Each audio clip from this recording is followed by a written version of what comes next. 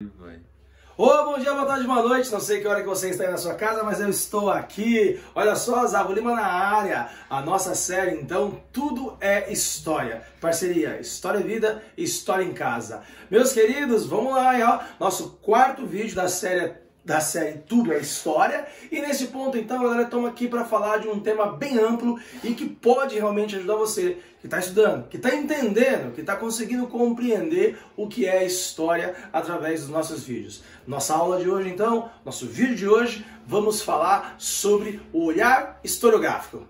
Bom, pessoal, olha só que bacana, né? Nos vídeos anteriores, no primeiro vídeo nós falamos sobre por que estudar história. No segundo vídeo, nós falamos sobre como pensar historicamente. E o terceiro vídeo, como pensar questões de história. No caso, mais focalizado para quem está aí estudando, né? Para as provas de vestibular, Enem e tudo mais. Mas também porque não estudar história para a vida. E porque também não tem um olhar historiográfico sobre tudo. Obviamente, pessoal, quem tem uma formação de história consegue, obviamente, ter mais facilmente esse olhar historiográfico. Mas você que não tem formação na área, especificamente de história, não pode também ter um olhar historiográfico? Claro que pode. Por isso que você vem com a gente aqui do História em Casa, do História é Vida. Esse é o nome do nosso canal com o Zago Lima e a gente dá os toques para você.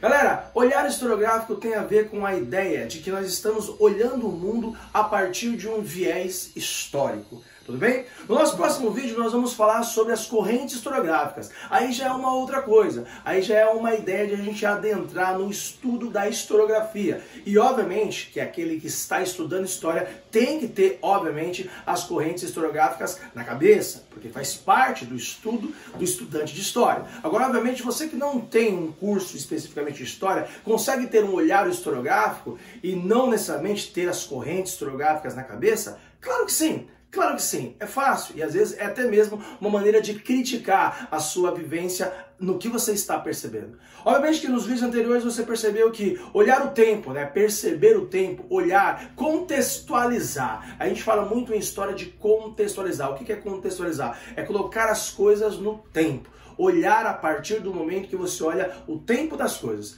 Então, galera, quando você está então estudando e você está vendo um texto, você tem... O primeiro ponto que você faz é contextualizar. Esse olhar historiográfico, então, emerge a partir do momento que você entende que o tempo é um dos principais pontos do historiador. O historiador sempre olha o tempo. Ele percebe o século, o que está acontecendo ali, o que referencia aquele momento histórico. Para não cometer um erro crasso, um erro terrível para qualquer historiador, que é a ideia de prometer o anacronismo. Anacronismo, pessoal, para quem não sabe, é você usar um conceito presente olhando para o passado. Então você olha algo que está acontecendo no seu presente e fala, olha, é parecido com o que aconteceu lá em 200 anos atrás ou 300 anos atrás, mas aquele conceito não serve para o passado. Isso então é o chamado anacronismo. Vemos muito isso em aulas de história, quando o professor quer ser engraçadinho, quer contar uma coisinha e quer fazer uma análise, uma relação e comete o anacronismo. Tome cuidado, não cometa anacronismo. Mas obviamente que relações históricas é possível. É possível olhar o presente e o passado sem cometer o anacronismo e olhar então aquele momento histórico especificamente. É aí então, pessoal, que o olhar do tempo é muito importante. Outro ponto é a crítica. O historiador, e obviamente o cara que tem um pensamento e olha as coisas num olhar historiográfico, ele critica. Ele não aceita passivamente as fontes. Então, quando você está de frente a um monumento histórico, já falamos sobre isso, aliás, tem a nossa série aqui, né, História, Memória e Patrimônio. E aí, quando você olha aquele monumento, por exemplo, já citei várias vezes isso, mas para você entender, o Monumento das Bandeiras, lá em frente ao Parque do Ibirapuera, aquele monumento imponente dos bandeirantes, e lá está escrito uma frase, os bandeirantes desbravadores do Brasil. E aí você pega essa frase e pega como verdade inconteste. Um monumento não pode ter uma verdade apenas, ela tem várias nuances, várias formas de se ver. Então você pega aquela frase, bandeirantes, os desbravadores do Brasil. E aí você, com um olhar crítico histórico, você vai perceber que eles não foram somente os desbravadores do Brasil. Foram assassinos de indígenas, foram assassinos de negros, foram então escravistas. Olha só, então desbravadores, mais assassinos, desbravadores, mais escravistas. Entendeu a parada? Esse é o olhar crítico.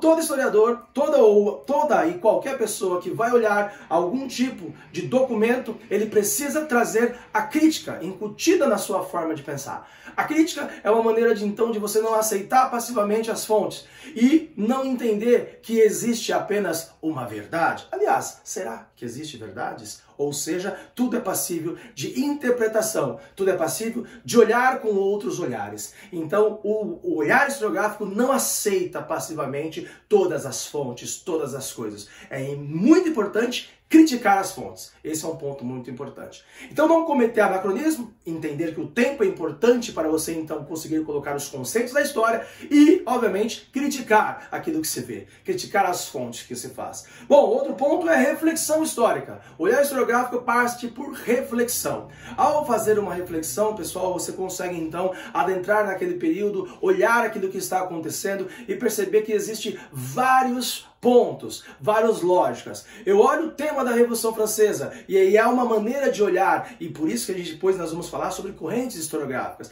porque existem teorias históricas e as teorias contam a história de uma forma. E aí eu observar, por exemplo, um tema como a Revolução Francesa, eu sei que tem o viés da burguesia sobre a Revolução Francesa, eu sei que tem o viés dos trabalhadores na Revolução Francesa, eu sei que tem o viés da esquerda, da direita, existem vários pontos, e isso cria-se então uma ideia de fazer uma reflexão. E a reflexão está ancorada com a teoria da história.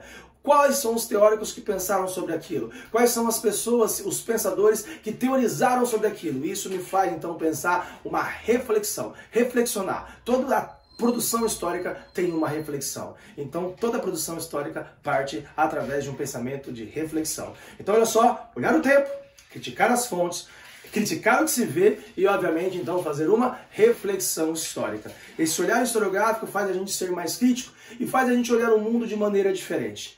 Tá? Eu sempre falo para os meus alunos, para as pessoas que chegam a mim, né, professor, como que você então, tudo que você faz, você olha do ponto de vista histórico? Sim, obviamente, essa é a minha maneira de olhar o mundo, é o olhar historiográfico que foi contido na minha formação, mas você também consegue fazer isso. Toda vez que eu faço uma viagem, eu consigo então pensar a história daquele lugar, a história daquela cidade, daquele vilarejo. Eu não vou perto de um determinado obra histórica apenas com uma ideia de que aquilo foi colocado pela prefeitura X ou Y, mas eu quero saber por que aquele documento está ali. Por que aquele monumento está ali? Tá vendo? Eu coloquei agora uma quarta colocação. O historiador, ele é investigativo. O historiador coloca sempre o porquê das coisas. Ele se torna até chato às vezes, porque ele critica tudo, porque ele olha tudo do ponto de vista histórico e ele cria porquês. Todas as vezes que eu olho para um determinado objeto, eu critico. Por quê? Por que isso? Esse porquê historiográfico, pessoal, é a maneira da gente criar o nosso senso investigativo. O olhar historiográfico parte do momento em que você pensa, você quer investigar as coisas.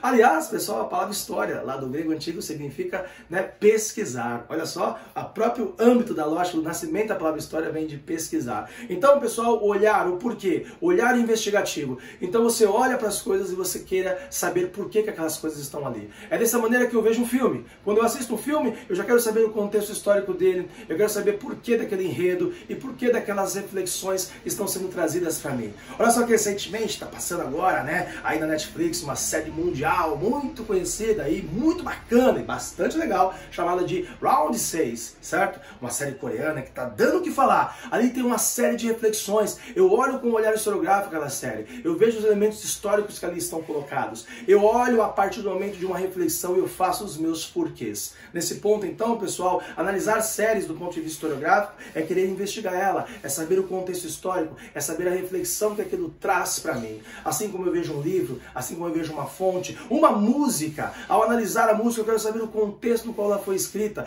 quem é o autor, para quem que ela está dizendo, por que aquela música, então, quer dizer aquilo. Pessoal, este olhar investigativo é um dos principais pontos do olhar historiográfico. Olha só que bacana! Tempo histórico, não cometer o anacronismo, olhar as coisas de um ponto de vista historiográfico aí e perceber, obviamente, a crítica das fontes, saber então por que as coisas estão naquele lugar, fazer as perguntas mentais do porquê e ter o senso de reflexão. Esse é um dos pontos para você começar a pensar historiograficamente. Esse é o ponto inicial do olhar historiográfico. No próximo vídeo nós falaremos sobre correntes historiográficas. Zavo Lima na área, muito obrigado aí pessoal, né? História em casa, História Vida, nossa parceria. Até mais, até o próximo vídeo da nossa série aí, Tudo é História. Valeu, tchau, tchau!